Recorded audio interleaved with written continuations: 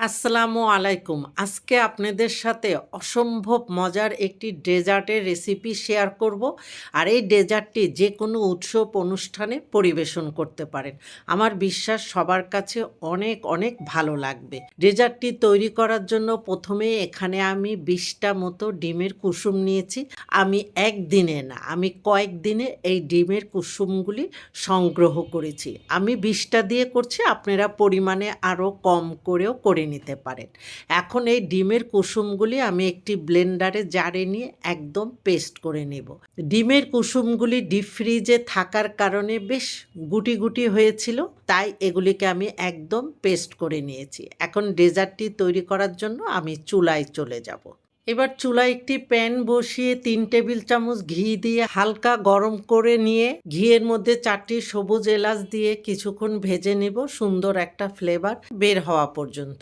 এলাচ ভাজা হয়ে গেলে এখানে দিয়ে দিব ১.৫ কাপ গ্রেট করে রাখা গাজর। এখন এই গাজরগুলিকে ২ থেকে ৩ মিনিটের মতো ভেজে নিব, গাজরের কাঁচা গন্ধটা চলে যাওয়া পর্যন্ত। এবার গাজরগুলি ৩ মিনিট ভেজে নেওয়ার পরে গাজরের কাঁচা গন্ধটা দূর হয়ে দেখবেন কালারটা অনেকটাই চেঞ্জ হয়ে গিয়েছে। এখন এই ভাজা গাজরগুলিকে আপনি একটু ঠান্ডা করে নেব।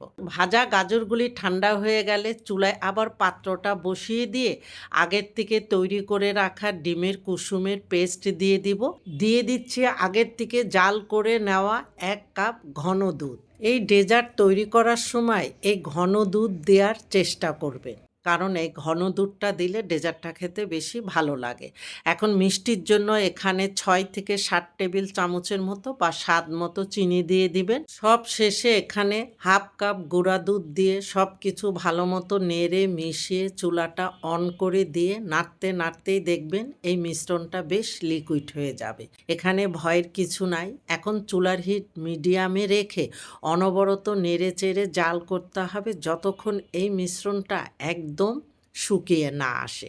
তবে কোনোভাবেই নাড়াটা বন্ধ করা যাবে না, বন্ধ করলেই কিন্তু নিচে লেগে যাবে, তখন এর স্বাদটা একদমই নষ্ট হয়ে যাবে।